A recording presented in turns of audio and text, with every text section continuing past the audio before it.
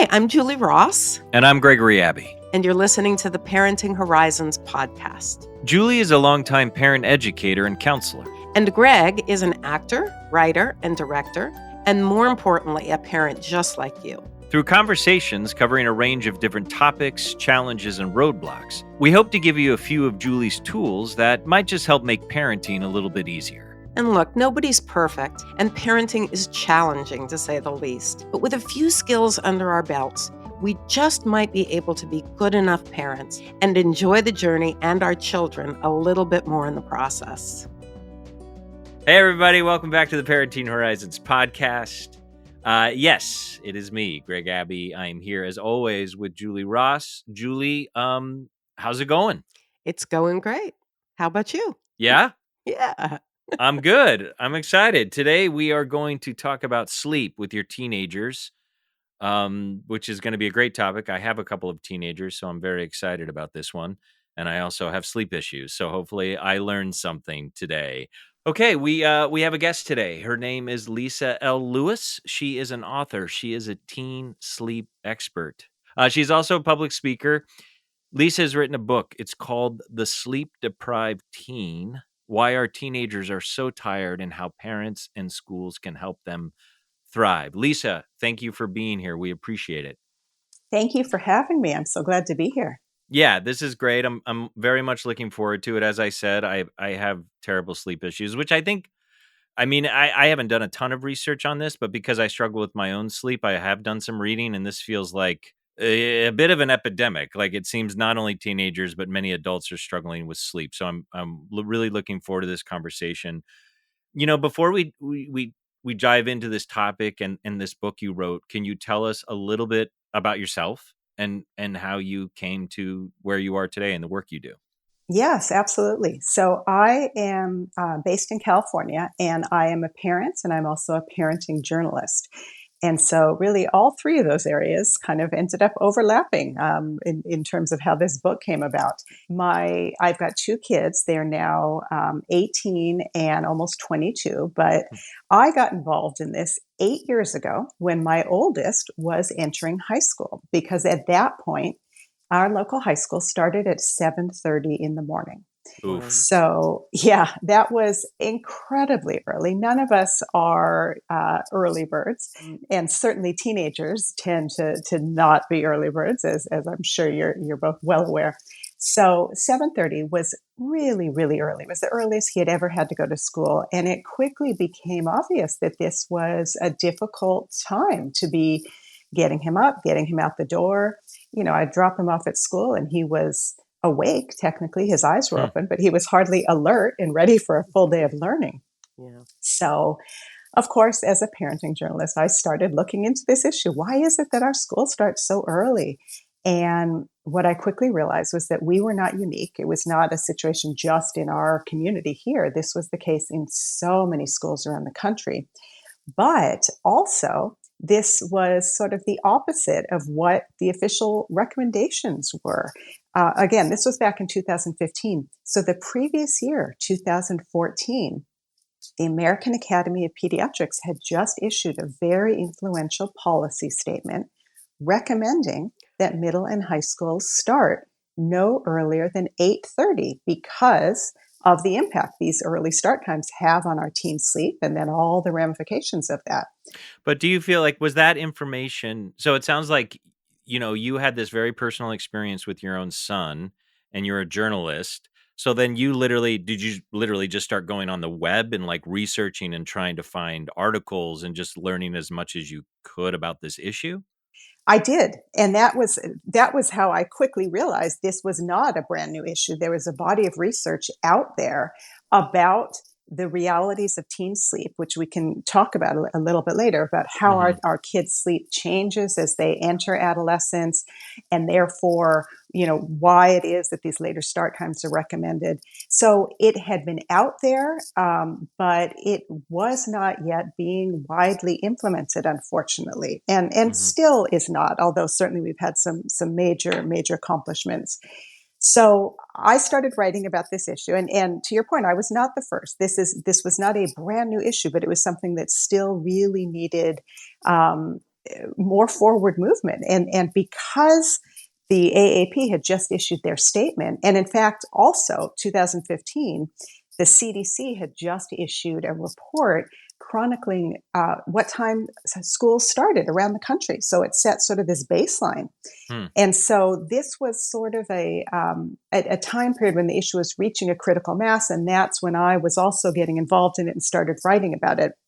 So the result of that was that one of the articles that I ended up writing, an op-ed that ran in the Los Angeles Times in 2016, ended up being read by one of our California state senators.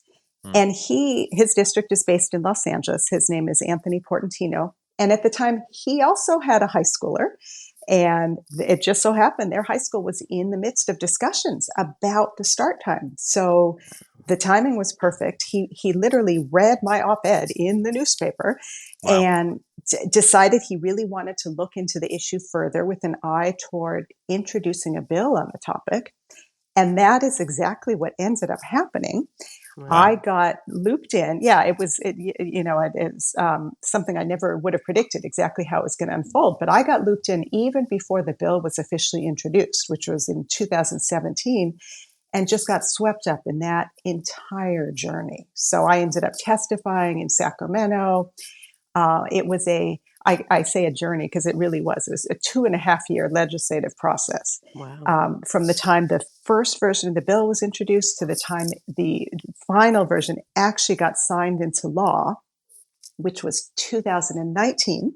And then there was a 3-year implementation period. But the outcome of all of that was that California now has the first and the only law that's currently in effect in the entire country that sets minimum allowed start times for middle and high schools.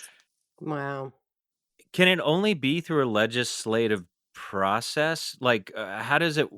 I'm just kind of curious then, because obviously California passed a state law, it sounds like, but otherwise, are high schools allowed to dictate on their own, or is every state have, like, who is it up to the discretion of the school?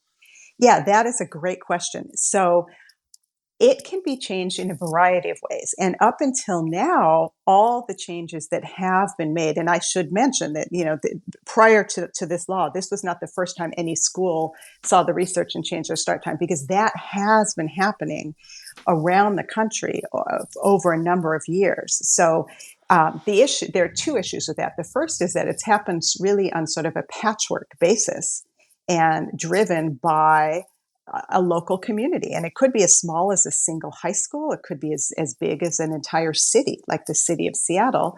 Right. But it had to happen individually in every single location. And that sort of patchwork approach just leaves far too many schools that haven't changed their start time.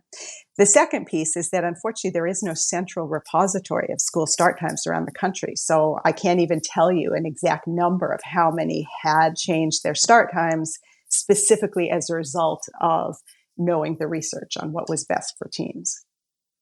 Wow. And did your book come out of this experience? I mean, is this something you had planned on doing, or was it literally like you're having this issue with your own son, you start to do the research, you realize what's out there, and then you decide to write the book? Yes, it did not, it was not something where I could sort of say, excuse me, at the outset exactly how it was all going to unfold. So, I got involved locally, originally hoping to make the change locally at our high school, to your point. So one of the issues is that when you try and make the change locally, you really are dependent on how the local community is going to respond. And in far too many cases, if you don't have a superintendent or a school board that is open to this, it just gets shut down. It won't happen. Exactly. And so that was my initial idea was, I'm going to advocate for change locally. And I got absolutely nowhere.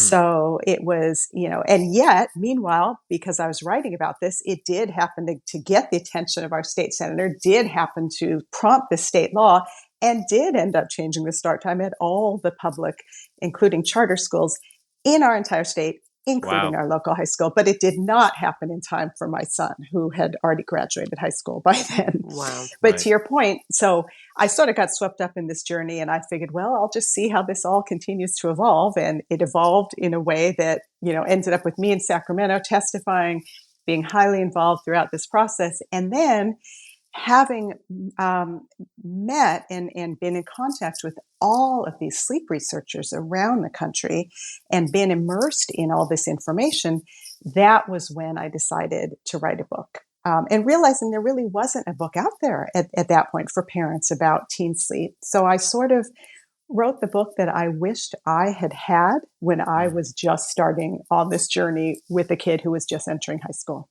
right. So let's dive into a little bit of this. So you start to research, you're talking to sleep experts. What are some of the implications? I mean, what were you finding? Is it the general rule that teenagers were not getting enough sleep? And if so, how was that affecting them? Yeah, absolutely. So, sleep deprivation, to your point earlier, is pretty widespread just in society, but it's particularly an issue with teens. So, the latest data from the CDC, from the Youth Risk Behavior Survey, shows that 77% of high schoolers are not getting at least 8 hours of sleep on a school night. 8 hours is the minimum they should be getting because the recommended amount up until age 18 is 8 to 10 hours. Mm. So when you can Wow. see that more than three-quarters of them are not even hitting that minimum on a typical school night, it gives you a sense of how widespread this issue is. Hmm. And then, of course, we can go through life sleep deprived, and a lot of us do. And that's the unfortunate reality. But it doesn't make you any better at anything. There is not one thing we do better as a result of being sleep deprived. Mm, So when people act like, oh, well, I can get by on, this only 4 hours of sleep, well, you can get by, but that's all you're doing. You're hardly thriving and being successful as a result of it. Mhm. hmm You're more short-tempered. You're more prone to risky behaviors. When it comes to teens, and you talk about things like learning, which of course is their primary reason for being there in school, well, when they're sleep deprived, they're not learning as well. They're not, well, first of all, there were some teachers I spoke with who literally had students falling asleep in class. So mm, clearly, when they are falling asleep, they are not learning. Mhm. But even the ones who are there with their eyes open, if they're just sort of sitting there zombie like, they're not really learning. They're not absorbing the information. And it's not just at the point of when that learning is taking place, it's also retaining that information because that happens when you're sleeping. That's when you consolidate and information that you've learned throughout the day and move it from short term into long term storage. And it also means they're not able to retrieve that information. So when they come home and they're trying to remember what they learned in school that day to be able to do their homework. So it has all these effects on their ability to learn. It also affects, from a public health standpoint, it's very important for things like drowsy driving, which we yes. can talk about more. But of course, when you're talking about brand new drivers and they're sleep deprived, that's not a good combination. Mm. And then the huge one, especially these last several years, is mental health Right. because I mean, teens and mental health, we have all, I think, struggled these last several years, especially coming out of the pandemic. But for our teens in particular, because of the stage of where they are in terms of brain development, they are even more affected by lack of sleep. And so it does exacerbate mental health issues. So if that's the issue, and you're saying it, and does it shift obviously over time, but like middle school to high school, you're saying generally kids need 8 to 10 hours of sleep? So the official recommendations, this is from the National Sleep Foundation, for us as adults, I'll just go down. For us as adults, we should be getting 7 to 9 hours of sleep for optimal functioning. Hmm. So when we hear 8 hours, which is sort of that mythical number everyone always talks about, Right, well, that's right. great for us. That's the midpoint. And even so, though, there's a range. I tend to need more. And that's because when you're talking 7 to 9, that is a range. Well, that's for us as adults, anyone who's 18 and over, that's the general range. When you're still growing, though, you need more sleep. So for our teens, specifically 14 to 18-year-olds, they should be getting 8 to 10 hours of sleep every single night, with 8 being that minimum they should be hitting. But for younger teens and for tweens up to age 14, they should be getting 9 to 11 hours of sleep. So, when we sort of apply the adult measure of, 8 hours to them, we unfortunately are shortchanging them in terms of what they really should be getting. And then there's another key piece, which is that our teens are on a different sleep schedule than we are as adults. And it's also a different schedule than when they were young. So I don't know about you, but my kids, especially my son, would just bound out of bed, 6:30 in the morning when he was a toddler and ready to greet the day. Well, he certainly was not that way by the time he hit the teen years.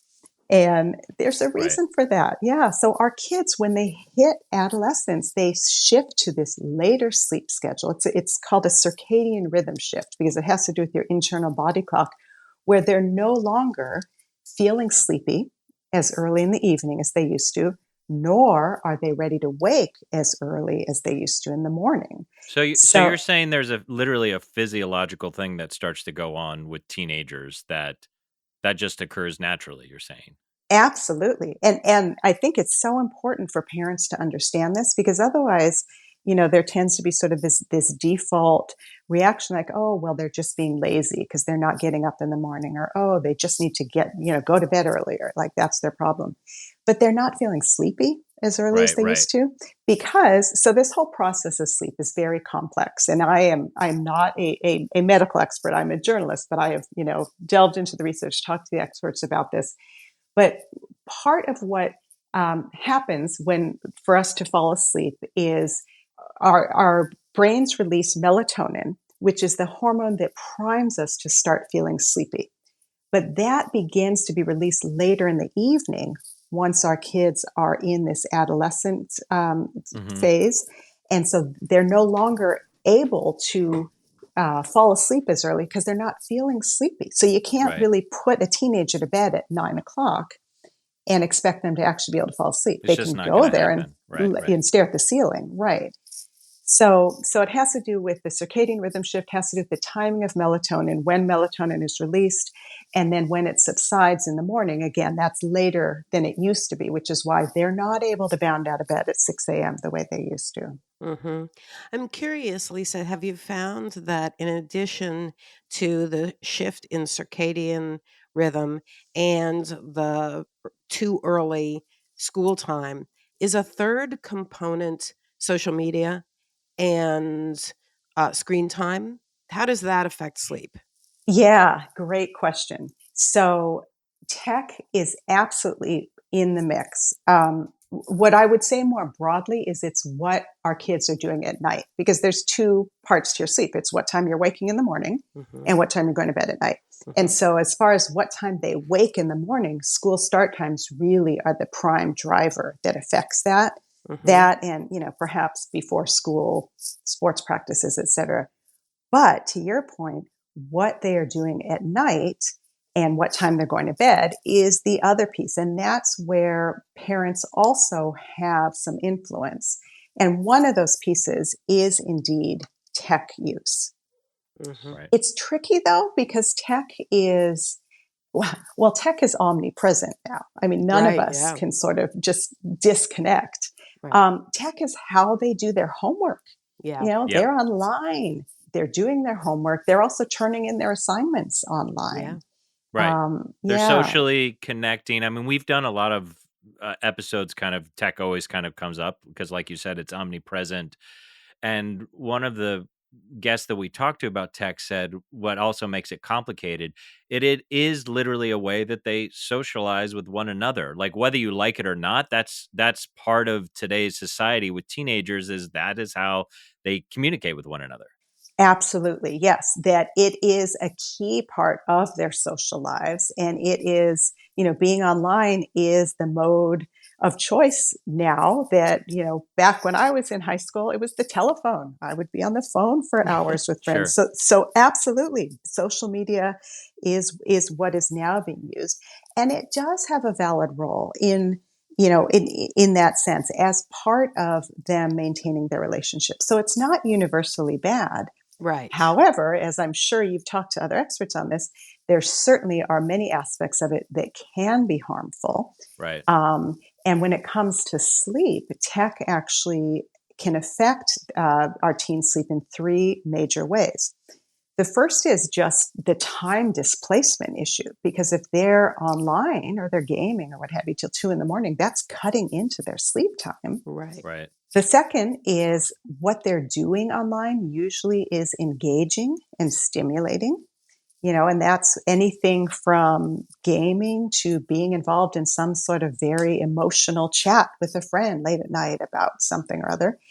And then the third way, which is actually important, but not quite so much as the other two, was interesting to find out when I spoke to the various sleep experts, is the blue light aspect. Mm-hmm. Because a lot of these backlit devices do emit blue light, and that's the part of the spectrum that is more alerting. That's what primes us to feel alert. So when you have that late at night, that can also essentially delay the melatonin onset. So when you start feeling sleepy, can actually be affected by the blue light that these devices are emitting. Wow. That's fascinating. I do want to, and also we need to, which we will to in a few minutes, because I know parents are listening to this, because this is a lot of what I've heard. And then the question becomes, which we need to speak to, and Julie, I want to hear your point, is like, okay, how do we know that this is the case? These things are detrimental in terms of, the technological devices. How do we deal with that with the teens? I did want to ask you, because it just occurred to me. So you're talking about, um, you said 8 to 10 hours generally, maybe in high school, is an ideal amount of sleep that a child should get. Is that what you said? Yeah, Eight official to 10. recommendations. Yep. Right. Official recommendations. So a question that occurred to me is that can a teenager make up any of this time with napping? I mean, I'm someone who likes to nap, or the weekends. It's that sort of cliche that Saturday and Sunday the teenager sleeps until 1 in the afternoon. What did you learn in your research? Is that okay? Like if I get 6 to 6 during the week, but you know what? I got 12 on Saturday. What about that? Yeah, no, and that is what ends up happening. You're right. It's sort of the way that we all compensate. If you're too tired and you can't make it through the day, you end up taking a nap. Or to your point, if you are, really haven't got enough sleep during the week, you try and make it up on the weekends. So it helps. It does not. It is not as good as getting it all at night. And the issue is that can actually perpetuate the cycle. So when it comes to Oh, napping, right. yeah. So if you take a nap that's too late in the day, or you nap too long, it makes it hard to get to bed at a reasonable hour. So you're just sort of, perpetuating the cycle. The same thing with weekend sleep, because if you catch up, quote unquote, catch up on the weekends, you run the same risk. If you sleep in until, let's say, noon on Sunday, and then you're trying to get to bed at a reasonable hour Sunday night, well, that's not going to happen. And they call that social jet lag, because you're sort of putting yourself in the same kind of position as if you had regular jet lag from shifting time zones. So it's very tricky. The official best approach is to be consistent in what Right. time you go to bed and what time you wake up. But of course, human nature, if you've had to get up at 6:30 all week long and you're tired, you don't want to get up at 6:30 on the weekends. So Sure. it is tricky, but what works best is to not have it be wildly different on the weekends, because the more range you have, if it's suddenly 5 hours different, the more you're running the risk of having that social jet lag and just perpetuating the cycle. Mhm. So I want to talk about the tech piece, but Julie, maybe you can speak to this. Both of you can speak to us. So here we have this circumstances like, hey, this isn't great. You can't. It's not a great idea to sleep till noon on Saturday and Sunday because of these reasons, which all intellectually make sense. But Julie, what do you say to your teenager? What do you say to them? And is it about what we've talked about so many times on this podcast? Is it is it communicating these ideas in a way that feels like, that it's a conversation about it? Because obviously we've talked about over and over, it's not going to work if you go to your teenager and say, you can't sleep in till 1 on Saturday, because then you know what? It's not going to work from you. It's social jet lag. I don't know. What do you, what do you, I want to talk about tech because I think that's a bigger piece, but this is a good example because everything Lisa was saying, I mean, even for myself, I'm like, yep, that makes sense. I understand. We've all heard that about napping. If you nap too late in the day, if you nap too long, it's going to affect your sleep at night. So all of that intellectually makes sense to me. So Julie and Lisa, if you want to speak to it, uh, how do you approach your kids about these ideas? Well, from my point of view, the more autocratic that you are with a teenager, the more they'll dig in to their point of view. So the more you come across as, this is the way things have to be. I'm taking your phone out of your room at 10 o'clock at night. There are consequences for having it in your room past that. The more they're going to figure out how to be sneaky around it and how to break the rules.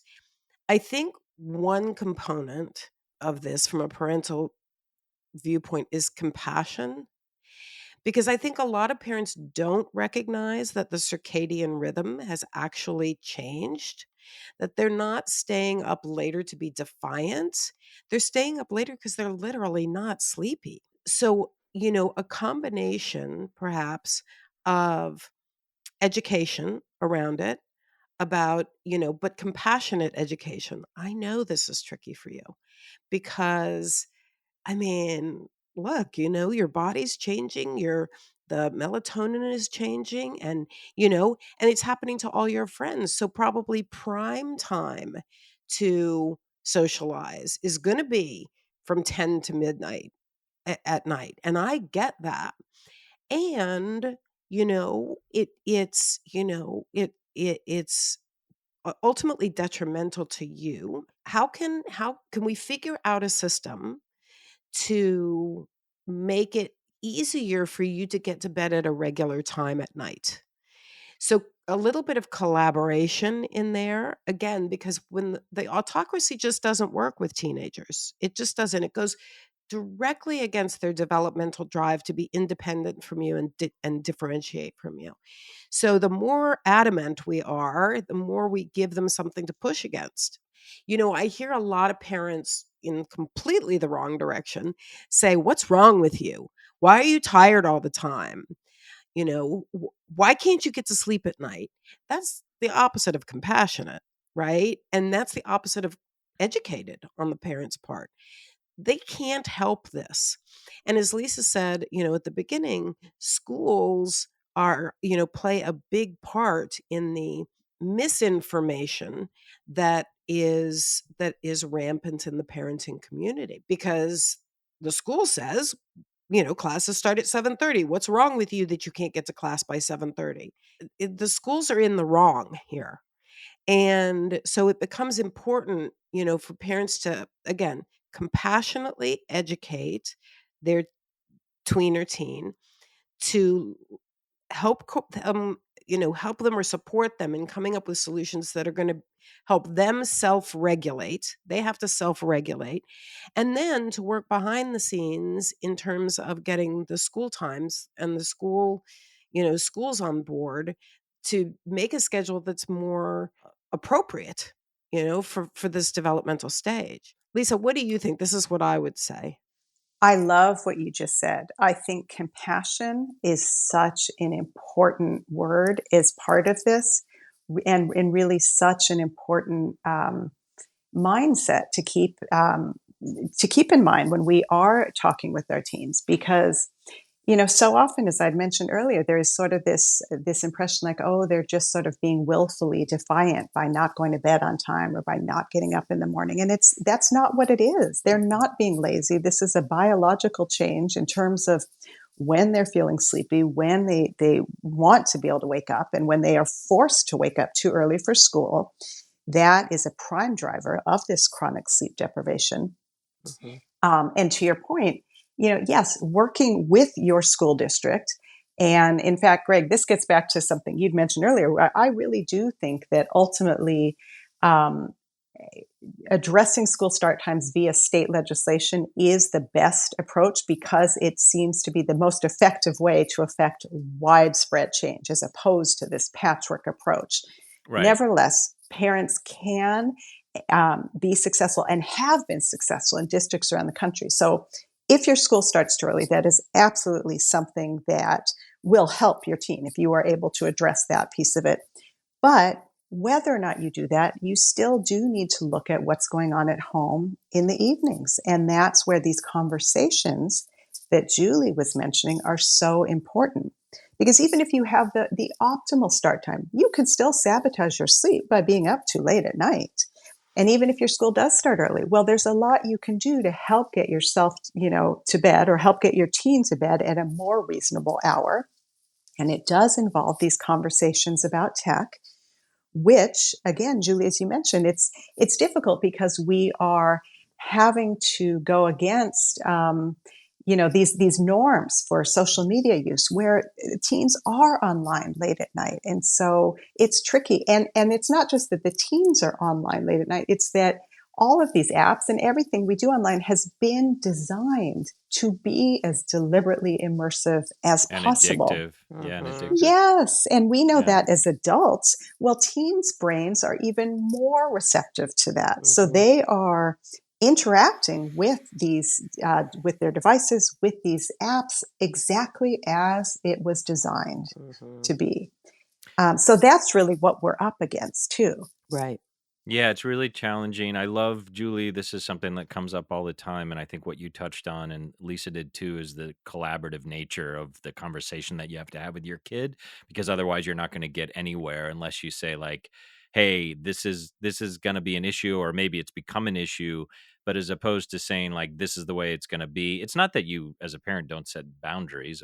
That we've never said that. It's that, how do you make it collaborative? Because if the child doesn't feel like he has a piece of the conversation, you're getting nowhere. So there's a couple of things I keep now.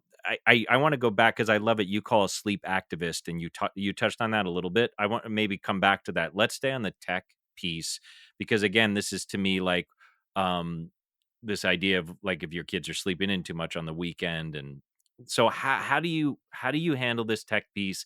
Because Julie, I assume that parents come to you with this all of the time.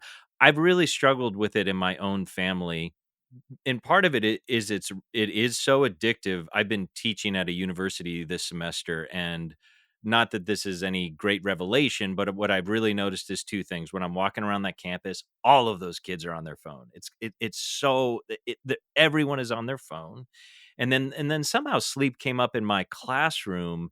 And I talked about, because what happened to me during the pandemic when I've had my own issues with sleep is that I started leaving my phone outside of my room. I've done that for several years now, which again, not revelatory. If you read anything, people will say that, but it helped me a lot. And I asked kids in my classroom, like, does anyone do that? And in a class of 14 people, one student raised their hand and said, I don't do that. But otherwise, everyone does. And we've struggled with our own kids is that I wish that they didn't, but they do. They have their phones in their room. What I usually hear, and Julie, maybe this is what you hear, is one of my daughters was like, I need music before I go to bed. A lot of the kids in my class and my kids have told me, like, I need it for the alarm, which is not really a real reason because you could get an alarm. And then I've also feel like we've gotten to the point, because we did have a collaborative talk as much as we could with our own kids about why this is not ideal. We kind of lost that battle, but also realized that it wasn't an issue like that they were saying, "Hey, I just check one thing and I put on my alarm and I put it down and I go to bed." They weren't then staying up till 3 in the morning, which I think some teenagers do. So I would like you both to speak to this, because as parents listen to this episode, and obviously tech is such a tricky issue, but what is some of the things that parents can do? You know, I'm sure, Lisa, you talked about in your book about actions they can take. But Julie, why don't you start, and then Lisa, I'd love to hear what you have to say around this piece of tech, which is so omnipresent these days. Yeah. Well, with regard to tech, the train has left the station. We can't eliminate it from their lives. And so moving forward, what it's really about is them learning to self-regulate around it. What things are best for them, what things, work best for them. Now, of course, that's tricky because their brain isn't fully developed. So they don't know. But what I suggest that parents do is, again, in this mode of listening more than talking and being compassionate around the struggle that everybody has to balance technology in their lives, whether it's with regard to sleep or waking hours. It's a balance ultimately, is to encourage kids to do something on a trial basis. So, for example, to say, you know, what about trying it for 2 days, or 3 days? I prefer, Julie, prefers that, a week-long trial is probably best, but teenagers are probably not going to go for a week-long trial because that feels like forever. But I think if parents can say, you know, what about this as an idea? Put it outside your room for 3 nights, and we'll check in on the fourth day and see if you found that it made a difference. Now, granted, the typical teenager is going to come back and say, it didn't make a difference at all, right? Because they have something to prove in all of this. But, and we've said this before, Greg, on the podcast, it's less about getting an immediate result and more about planting seeds that they can kind of think about and that will churn within them. Often, what happens when we plant these kind of seeds is they come back, a month later, 2 months, and say, what I decided will help is X, Y, and Z. And it's exactly what you've suggested. They need the credit for it, right? So you don't say, hello, I said that, 2 months ago. You say, you know what, that sounds great. It sounds like you found a solution for yourself, right? But planting seeds is going to be ultimately more effective than trying to wrestle them to the ground around any of these issues. And Lisa, what would you say to this? Absolutely. I think you both have hit on some very, very good points about tech, and about the best ways to be talking about it with our teens, because it is so much better when it is collaborative. I was smiling, to your point of you're planting the seeds, and then maybe a few months later they come back, and you have to sort of bite your tongue to say, "I told you so." But really, it is so important to get their buy-in and to have them be the ones ultimately managing it. And this gets to, Greg, what you were mentioning. When they leave our homes and they're going off to college, they need to be able to manage it themselves. Mhm. Also, you mentioned that you, Greg, had started putting your phone outside of the bedroom at night. Well, that's a great practice, and that's a great practice to implement in our households, ideally while our kids are still living with us, to have that be a household rule where devices do get charged outside the bedroom. And this is evidence-based. This is, again, one of the official recommendations is, yes, try and get those devices out of the bedrooms at night. That being said, once they do go off to college, they have a dorm room. It does get a little harder. They can't get it out of their room, but at least they're used to not having it right next to their bed. So not being engaged with it, especially after lights out, which happens more than you would think. There was actually one study I came across. This was a school in Canada where they found that the college students, 1/4 of them were still online after they had turned out the lights. And then even when they woke in the middle of the night, they'd get back online.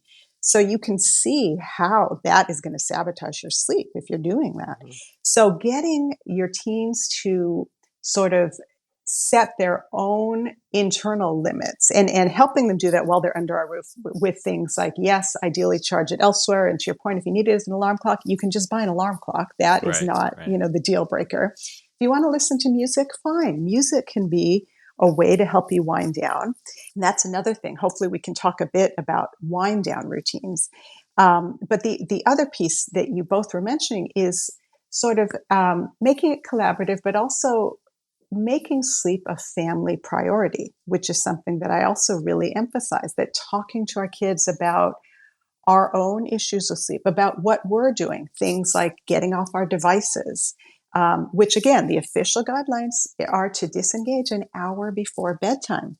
Hmm. So now I recognize that's not always as easy to do in practice as it is, to say, well, these are the official guidelines.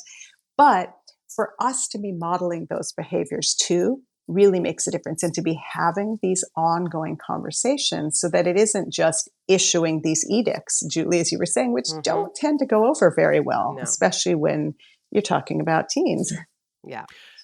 So why don't we talk a little? I mean, so obviously there's some practical things around tech that you just shared. What are some other things that parents can do? What do you mean when you say the wind down? I mean, obviously we all have that sense of what that means, but what does it mean to you in the research you've done and with your book?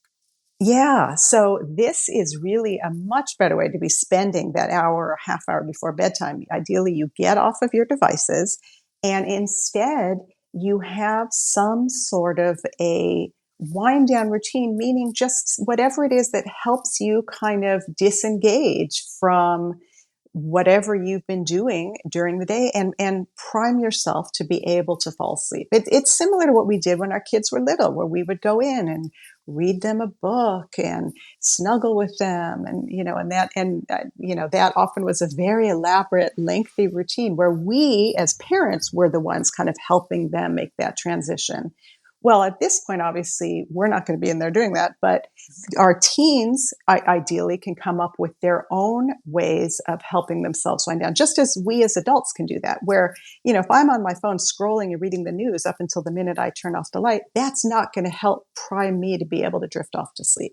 Hmm. So instead, I now make an effort to read a book, an old school book, not online.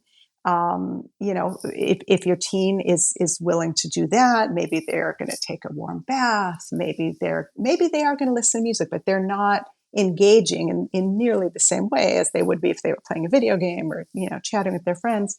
Maybe they're doing some sort of meditation, but something that works for them, and something that ideally is part of this sort of set routine that they establish for themselves to help bridge that transition and help them drift off to sleep.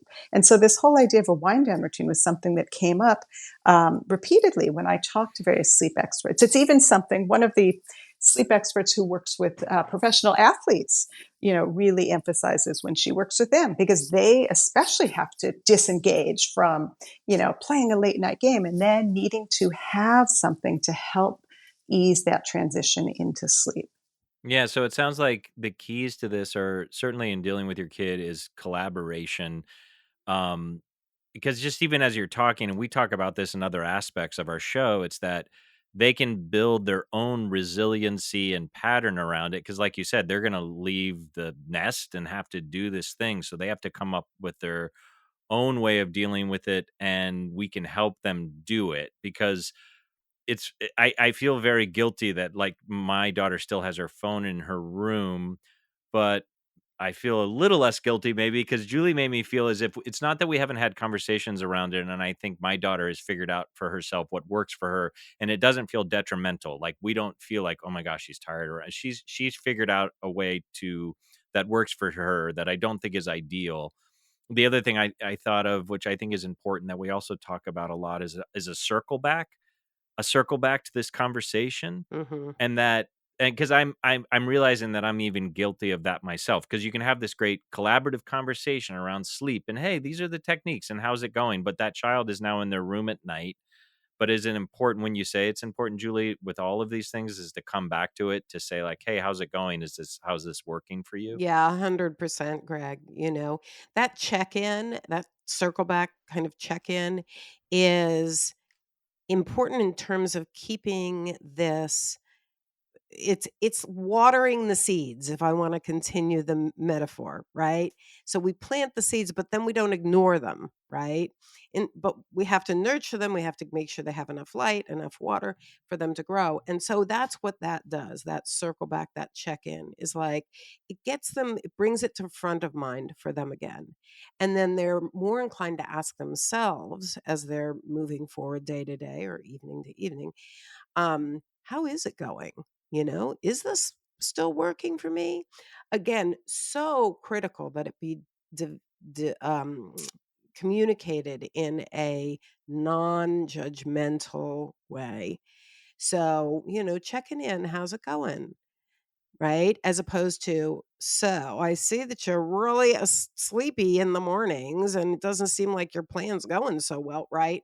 You got to keep it non-judgmental. Anything that makes them dig in their heels about anything is going to, you know, be a disaster ultimately. Right. Yeah, absolutely. And that really it is sort of an ongoing process. It isn't just this one-time conversation. It is going to be kind of ongoing discussions, Yeah. asking them. And then also, Greg, I think you mentioned about your daughter, that it's not necessarily the ideal, but it works. And to that point, our teens are different. Like they all have different circumstances. And so if they have a situation that's working, that's great. But also helping figure out what's not working, that's a place where we can ask Mhm. to find out what is getting in the way of you getting to bed on time. Because it may be these things, it may be tech. It could also be, another thing we haven't yet touched on, it could be that they just have too much to do. Yeah. Overscheduling is another real issue Mhm. with teens. And if they're not getting home until after dinner because of everything they have going on, and they're not starting their homework till late, and then you go in and say, well, why are you still up? And it's because they're still doing homework. Well, needing to address that too, because Mhm. there can be a point where they, literally have too many things scheduled in their day so that there isn't a window left of 8 to 10 hours Yeah. to allow them to be able to get enough sleep. And so sometimes just having these conversations or, observation, you can tell if it appears that that's the case and they're not even starting their homework until 10 at night. But asking them, finding out what's going on, and then being aware that this overscheduling piece, unfortunately, all too often is part of the mix. Right.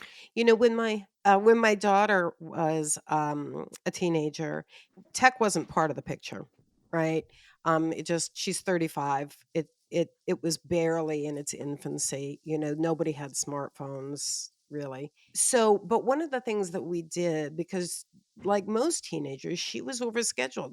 She had her finger in a lot of different pots. And so there was social, there was music, there was singing, there was theater, there was schoolwork, and she went to a extremely challenging public, but public but high school here. And I remember one time she just kind of had this meltdown, and she was like, I don't think I can practice my flute today. And I said, you know what? Maybe you can't. That's okay. But and what we did is we made a pie chart. And I said, let's look at this chart. Let's put in, number of hours that are sleep hours, number of hours that are school hours, and let's figure out how to divide it up, at least theoretically, into things that are going to create balance. Because, if you want to practice your flute for 5 hours, there's nothing wrong with that, but then that's going to cut into your other time. So let's figure out some balance here for you. And that visual really, really worked for her, to see it, kind of sliced out in terms of, what each day looked like for her. And it created balance for her ultimately. Yeah, that is a great way to do it because visually you can really see it then because there are only so many hours in the day. And Exactly. unfortunately, sleep is the piece that ends up getting squeezed all too often. Exactly. And the other piece that I feel like has really ramped up is the academic piece, Yeah. Mhm. because just the pressure on our kids to take as many advanced level classes as they can. Right. And then, we need to acknowledge that each of those classes generally carries a heavier homework load. And Mhm. so to be realistic when we're allocating, well, how many hours are they spending on each and every one of these classes? And then you add in all the extracurriculars, and then maybe they have a job, and they do need a little bit of time to be able to eat meals and Right. decompress. So Exactly. so there needs to be a little bit of flex time in that schedule. But that's another piece where that gets back to the overscheduling. And it's this, and this is a larger issue. It isn't something that that I have a magic answer for, but just for parents to be aware of that there is a point where it gets to be too much. And taking that one additional class is not going to make or break your kid's future. No. But when it comes to their sleep and how much of their sleep time is being eroded, that really can have some potentially very harmful effects. And to not forget about that as when we are looking at all of these different aspects. Yeah. I feel like it's a combination as I'm listening to you both talk. So I keep coming back, and not unexpectedly, we come back to a lot of the same ideas on this show. And so to me, this feels like a combination of recognition. So a parent recognizing the issue. Okay, tech might be an issue. Okay, overscheduling might be an issue here. Let's say in terms of how it's affecting a child's sleep. Could be, overscheduling, could be academics. What's the academic workload? It could be a tech issue. Okay, this is an issue. Then it's combine that with, I just feel like this isn't easy, and maybe most parents do it. It's really hard work. And are you willing to then do the work? Is like, how do I have a collaborative conversation around these things to solve these issues?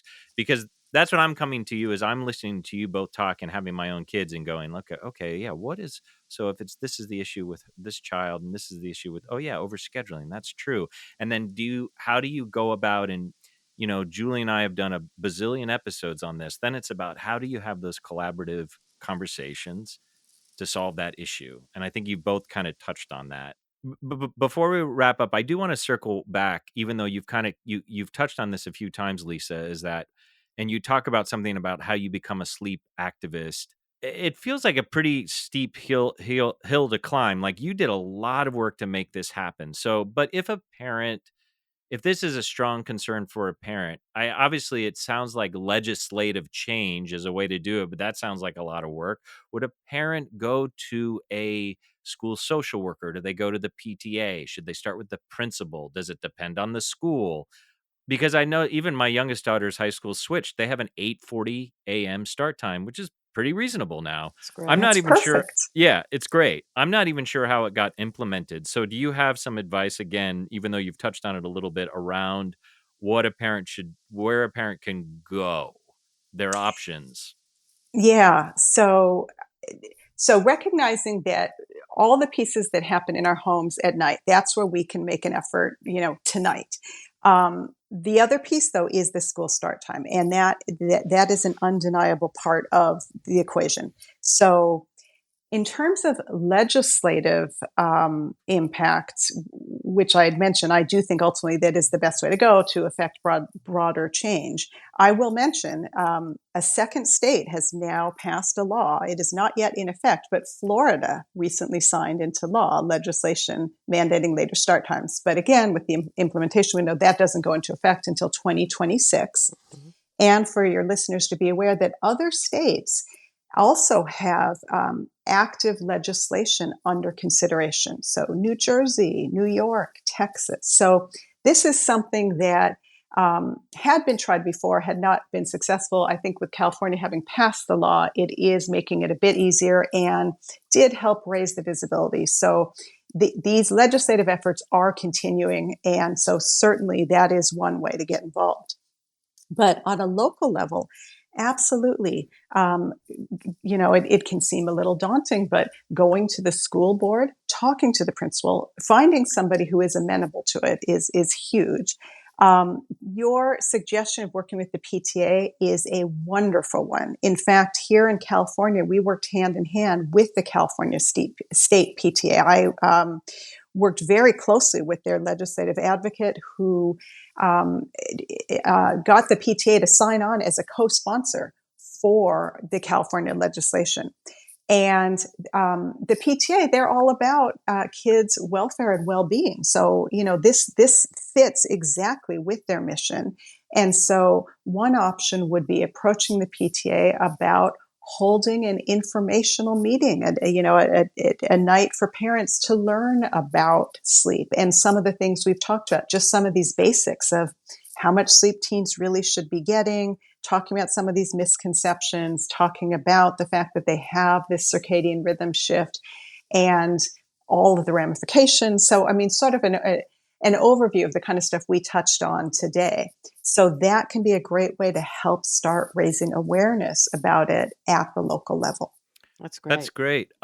So we do this every episode. We've covered a lot of topics. As you walk away from this, or if a parent walks away from this conversation, what if you could pick one thing that a parent should hold on to or think about in terms of their teenagers and sleep?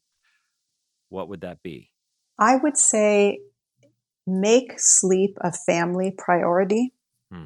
Because it isn't just our teens who need sleep. We as parents need sleep too. And so the more we can be walking the walk, having these ongoing conversations, making sleep a family priority, because parenting as a teen can be challenging. As we've been talking about. And so when we have gotten enough sleep and our teens have gotten enough sleep, it really sets the stage for better interactions. I like that. Great way to end. It kind of wraps it all up. Again, our guest is Lisa L. Lewis, and her book is The Sleep Deprived Teen: Why Our Teenagers Are So Tired and How Parents and Schools Can Help Them Thrive. Lisa, thank you so much for being here today. We really appreciate it. Thank you so much. Thank you. Really enjoyed talking to you both. Thanks for listening to the Parenting Horizons podcast. If you enjoyed today's episode, please share with your family and friends. And if you'd like to hear more about Julie's work, join one of her parenting groups, or see about individual counseling, please visit parentinghorizons.com. Or you can email Julie at julie.ross@parentinghorizons.com. We'll see you next time.